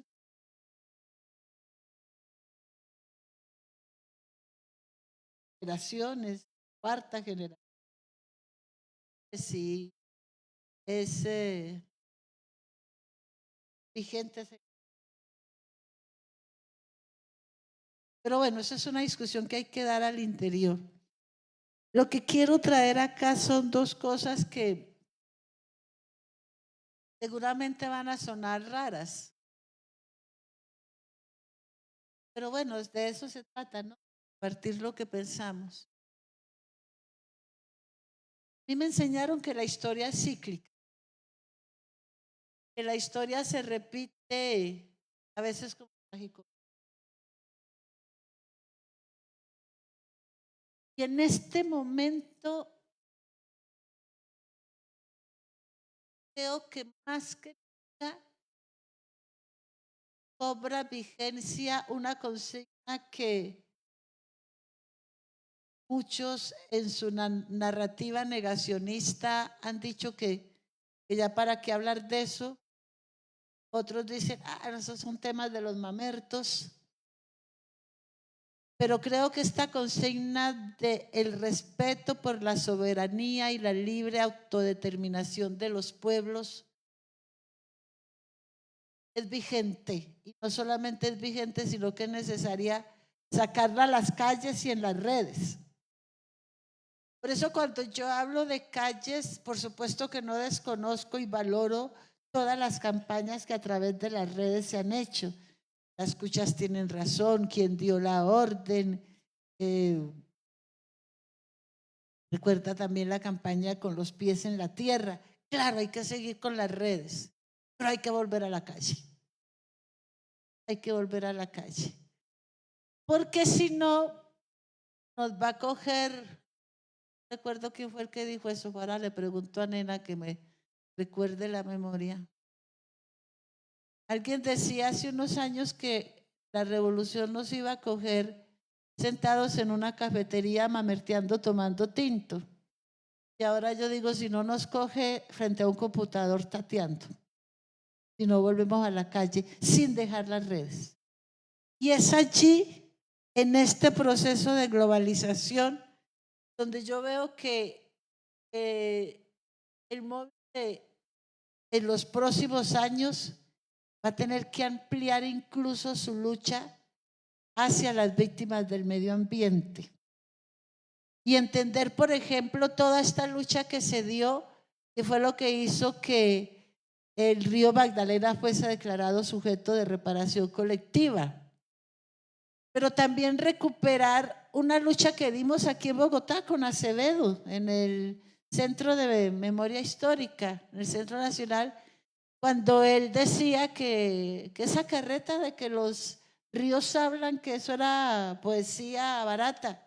Y nosotros les decíamos, no señor, los ríos sí hablan y llevan las voces de los desaparecidos, el llanto de las madres buscadoras, el dolor del rompimiento del tejido social de las víctimas de desplazamiento forzado. En eso estoy de acuerdo con Martica, pareciera que ya no hubiera desplazamiento y eso sigue más vigente que nunca. Pero todo esto nos debe llevar a tener un Móvice que de hecho lo está haciendo, pero hay que acentuar este trabajo internacionalista. Y el Móvice tiene presencia y tiene reconocimiento internacional. Justo ayer, es una anécdota, justo ayer la magistratura de Buenos Aires le otorgaba el título de ciudadana honorable a Graciela Loís.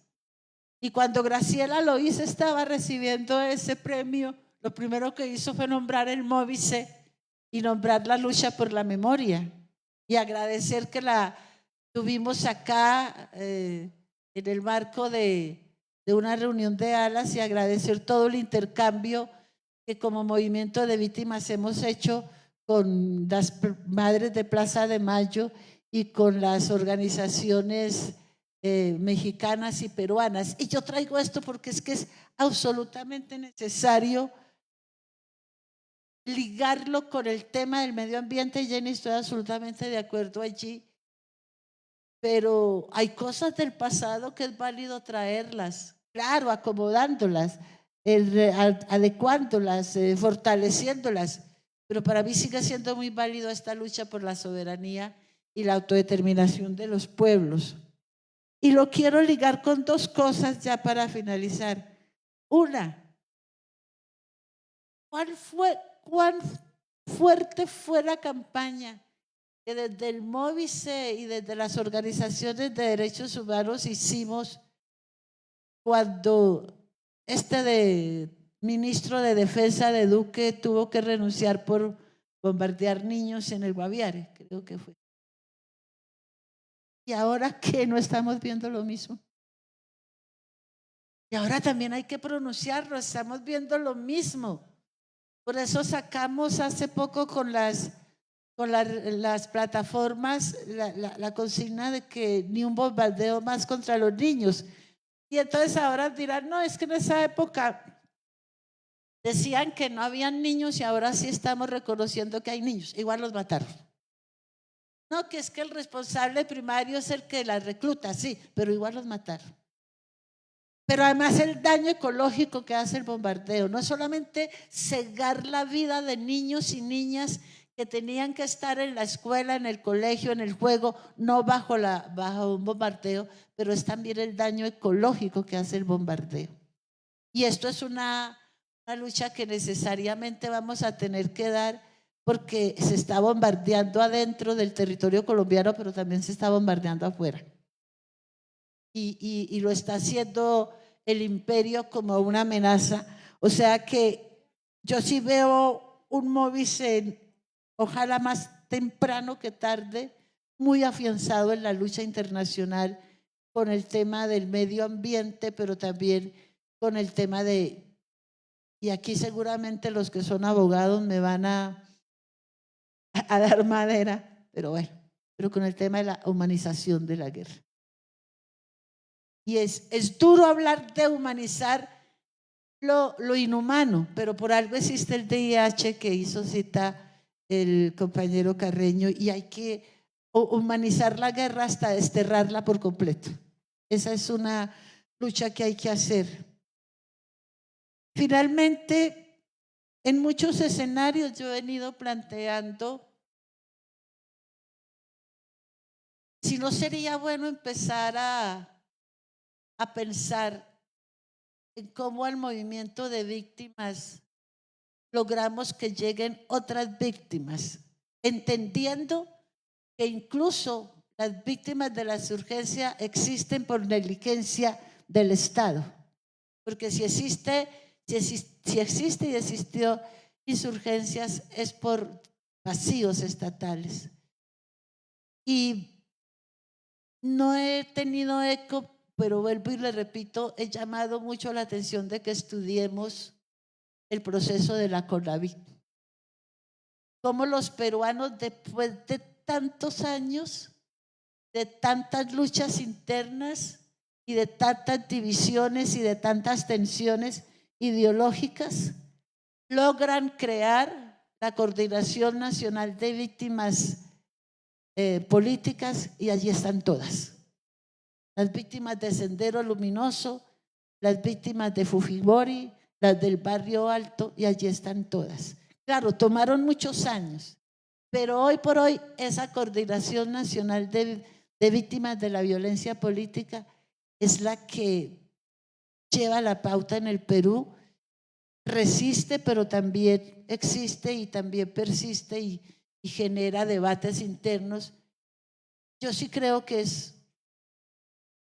y me atengo a la madera que me den por eso, pero yo sí creo que es hora de que pensemos en un proceso que a largo plazo, es decir, a largo plazo, nos lleve a tener un movimiento unitario de víctimas. Un movimiento unitario de víctimas que sea protagonista en las acciones que nos lleven a unas transformaciones reales y a un cambio real. Y ese cambio real, ¿cómo lo vamos a lograr? Con el intercambio generacional. De tal manera que ya nosotros y nosotras pues podamos ahí con la cabeza gris y los ojos ya bien opacos y la cerviz bien agachada, quizá por última vez levantar la cerviz, quizá por última vez tener brillo en los ojos y ver a los jóvenes y a las jóvenes, nuestros hijos, nuestros nietos, nuestros bisnietos, en un proceso muy parecido al de los nietos de la memoria, verlos libres, plenos, dignos en la calle, frente a un computador, bajo la sombra de una araucaria o de un cafeto en flor, dignos, libres, al amor y a la vida, a cantar, llevando las riendas de este país, nosotros y nosotras podamos decir, nos vamos tranquilos porque hemos cumplido la tarea. Muchas gracias.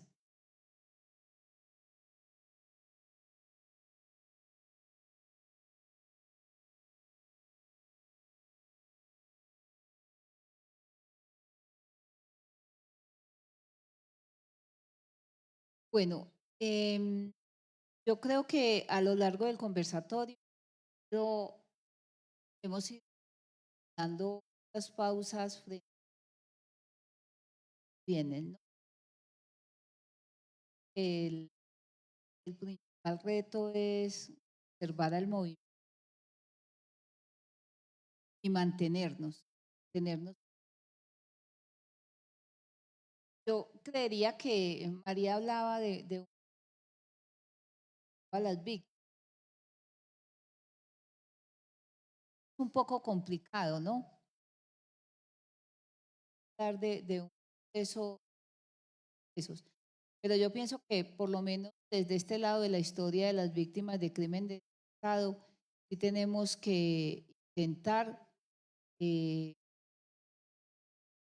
traer muchas más víctimas. O sea, hay víctimas que seguramente están muy pendientes de las indemnizaciones y de las ayudas y todo, porque además somos un pueblo empobrecido y eso pues trae muchas carencias. Pero que busquemos esa posibilidad de ampliar mucho más nuestro radio de acción. No es simplemente, no, pues ya se fueron los desplazados y ya. Busquemos la manera de conservarlos. Que las organizaciones, digamos, de tipo nacional también le metan no solamente al trabajo nacional, sino al trabajo en las regiones. Creo que eso también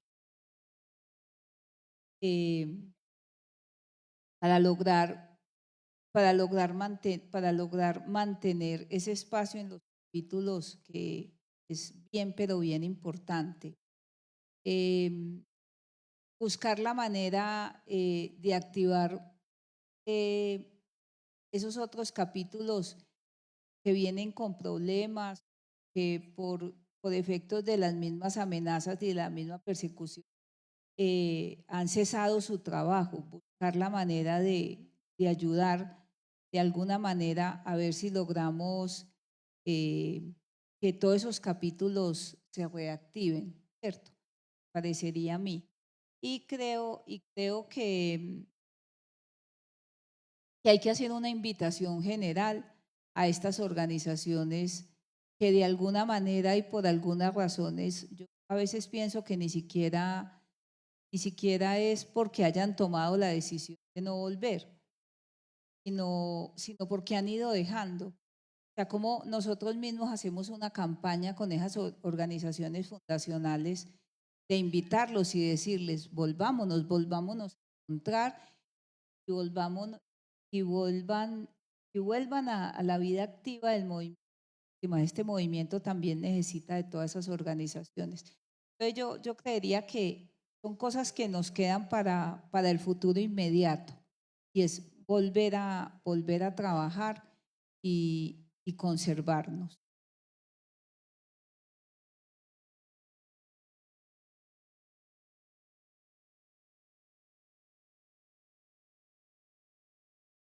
Yo creo que también ya hemos hablado de muchos desafíos. Creo que pues, el principal desafío es seguir fortaleciéndonos y, como dicen mis compañeras, fortalecer los procesos organizativos. Eso creo que es importante. Yo insistiría en la importancia de articularnos, Y hoy la articulación no es simplemente juntarnos en actividades, es juntarnos en luchas. Y hoy la humanidad nos está poniendo al frente de luchas que son casi que de supervivencia esta humanidad. Entonces la lucha contra el genocidio, no solamente el genocidio en Gaza, el genocidio en Sudán, en el Congo, y los genocidios que también se dan en nuestro propio país, ¿cierto? Los exterminios que se siguen dando en nuestro propio país. Eso, entonces tenemos que hacer parte de esas causas de las luchas de los pueblos. Necesitamos unirnos contra el fascismo que se vuelve a imponer, contra el autoritarismo que se impone y que se defiende desde distintos escenarios. Y en eso comparto lo que dice María, hay que defender la soberanía, la autodeterminación de los pueblos, de todos, no solamente de unos, sino de todos los pueblos. Ahí tenemos grandes desafíos de ver cómo nos juntamos. Lo que está pasando hoy con el gobierno de Donald Trump en el continente, lo que pasa en el Caribe no es un problema de unos pescadores en el Caribe, es un problema de Latinoamérica, de este continente, y nos tenemos que juntar y sumarnos a eso, todos y todas. Desde lo más pequeñito que es sacar un comunicado que no hemos sacado, hasta lo grande de juntarnos con los pueblos en la lucha por la defensa de la soberanía, la autodeterminación, en contra del fascismo, en contra del autoritarismo. Necesitamos juntarnos para reconstruir la democracia, así sea la democracia burguesa de la que nos hablaron a los más viejitos. Hoy ya al menos eso diría, ¿cierto? Al menos esa. O sea, hay que luchar por la democracia realmente, y la democracia en el sentido amplio, y eso pasa por pensarnos incluso también lo electoral, o sea, cómo hacemos, qué tipo de gobiernos queremos que nos permitan ir avanzando en esos procesos. Necesitamos juntarnos también en la lucha por la vida en todas sus dimensiones. Yo he dicho en la Corporación Jurídica Libertad que nosotros no deberíamos ser organizaciones de defensa de los derechos humanos, sino de defensa de los derechos, o sea, en su expresión más amplia. O sea, la vida y los derechos de este planeta, de la naturaleza, de nosotras las mujeres, de los pueblos indígenas, de los pueblos, ¿cierto? De los ríos, de todo. Y ahí tenemos que jugar en ese sentido. Insisto en que creo que tenemos que juntarnos con otros y con otras. O sea, que esto no lo podemos hacer solos y solas, que necesitamos unir esfuerzos y hacer parte de las luchas globales, y eso pasa por estudiar, por formarnos, por leer esta historia. Yo creo también que hay que salir a la calle, pero hay que mirar cómo el fascismo se ha apoderado de estas nuevas herramientas, y entonces cómo las ponemos al servicio de las luchas de los pueblos. Eso creo que hay. Y yo creo que hay que pensar también el papel de la cooperación internacional. O sea, no puede ser que si no tenemos dinero de la cooperación internacional nuestras luchas se paralicen. Hay que dar una reflexión. Estos días hablando con Pan para el Mundo, se los decíamos, con Miserior, con algunas agencias de cooperaciones. El tema de la cooperación es una discusión profundamente política. O sea, la cooperación no se está terminando, lo que pasa es que la cooperación se está yendo para otros lados. O sea, ¿a quién le están quitando la cooperación? ¿Y para dónde se está yendo? Entonces, ¿cómo discutimos eso también con los gobiernos europeos? ¿Cuál es la responsabilidad de Europa y de Estados Unidos en lo que nos está pasando? O sea, ese famoso 0.7%, ¿cómo se está discutiendo? ¿Por qué nos hemos quedado callados frente al hecho de que estén quitando la cooperación a Naciones Unidas?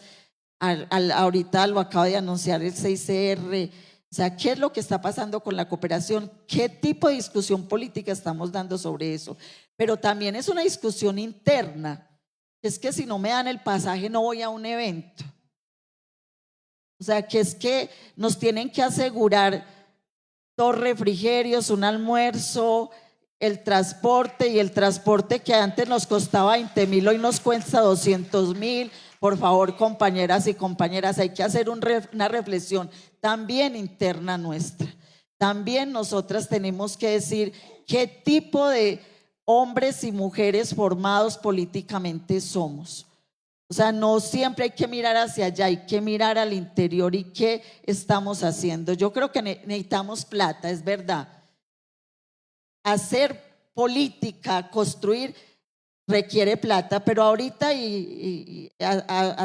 que ha sido nombrado Iván, yo no lo había nombrado, lo voy a nombrar esta vez, Iván Cepeda, está proponiendo una campaña donde no dependamos de los miles de millones, donde no ensuciemos las calles con papeles que no duran nada, donde todos y todas podemos poner. Acaba de ganar el candidato en Nueva York, que hizo una campaña justamente basada en que podemos ejercer una ciudadanía crítica sin depender de eso. ¿Cómo hacemos nosotras eso? O sea, ¿cómo no nos tienen que dar tamal para hacer campaña para que gane alguien que logre transformaciones en este país? Entonces yo termino diciendo que es muy importante hacer las críticas, pero también implica que nosotras hacia adentro nos revisemos y podamos reconstruirnos. Los jóvenes, yo creo, María, que hay mucho joven haciendo muchas cosas, es juntarnos también con ellas y no solamente pensar que les podemos enseñar, sino que también podemos aprender. Entonces, yo ahí creo que es el desafío y estamos llamados a juntarnos todos y todas en esta lucha colectiva por lograr un país y un mundo distinto.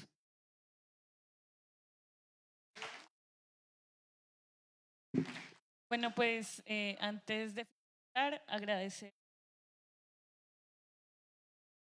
por acompañarnos justamente por todos los aprendizajes en esta lucha, que muchos de nosotros, personas, admiramos profundamente el trabajo inmenso que ustedes realizan, que todas las personas que están acá realizan y que siguen exigiendo justicia, verdad, pues hacen frente diariamente en sus territorios a la violencia política, a la violencia del conflicto armado en este país, y que pues agradecemos y valoramos mucho todo esto, y que pues aquí seguimos trabajando, impulsando el movimiento, porque hay muchos retos.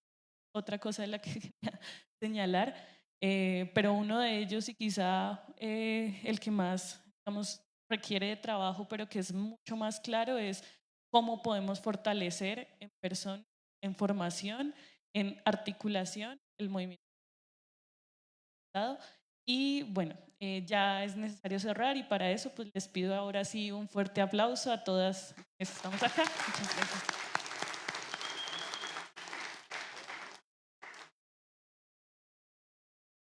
Gracias a los que han dado este arduo trabajo desde el Movimiento Nacional de Víctimas del Crimen. Muchas gracias. Nos dejan una tarea bastante compleja y unos desafíos, empezar a pensarnos desde ya cómo los vamos a sacar adelante. Antes de pasar al almuerzo, quisiéramos darle unas del Cauca. Tarima. Valle del Cauca.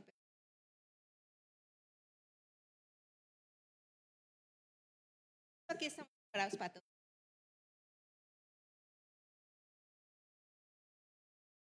Bueno, mientras pasan las compañeras, recordarles que después del almuerzo a las 2 de la tarde vamos a tener una visita guiada, la línea del tiempo, 2 décadas de lucha, memoria y dignidad. Esto haciendo un recorrido por los hitos, resistencias y aprendizajes que han marcado estos 20 años del MOVIS. Esta actividad irá hasta las de la tarde y por supuesto para cerrar con el día de hoy, de 4 a 6 tendremos la proyección del documental Rostros Ausentes, una pieza que refleja la voz de las familias y reafirma la urgencia de seguir nombrando, buscando y exigiendo.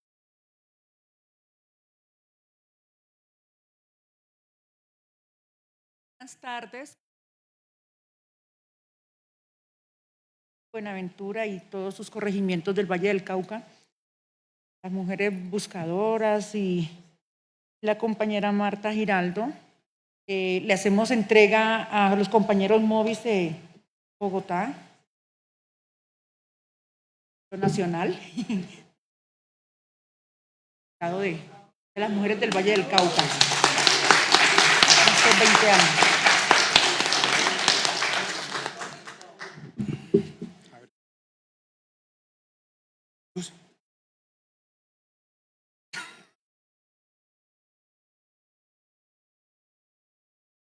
Bueno, Jenny, muchísimas gracias por este obsequio. Entiendo que es un bordado que ustedes hicieron en el marco de alguno de los talleres y actividades. Seguramente va a tener un espacio especial en la Casa del MOVIS acá en la ciudad de Bogotá, donde podemos también darle la importancia y el lugar como un ejercicio también de memoria, donde ustedes pues trabajan alrededor de diferentes elementos relacionados también con los 20 años del MOVIS. Entonces, muchísimas gracias al capítulo.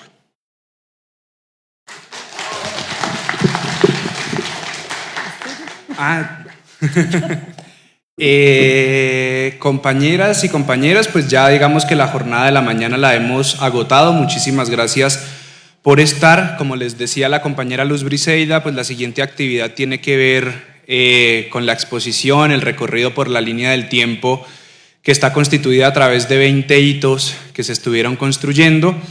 Y al finalizar la tarde pues estaremos en un cineforo de rostros ausentes. A las personas que vienen de región, a todos los capítulos, pues entonces vamos a almorzar. El almuerzo va a ser en aulas, ya les indicamos por dónde seguir. Por cuestiones logísticas del centro, pues tal vez no sea el lugar más cómodo para almorzar porque no contamos con mucha disposición de espacio, entonces les pedimos unas disculpas. Pero entonces para que puedan pasar al lobby ahí enseguida del auditorio para que puedan ir reclamando su espacio, nosotros ya vamos allá para atenderles. Muchas gracias.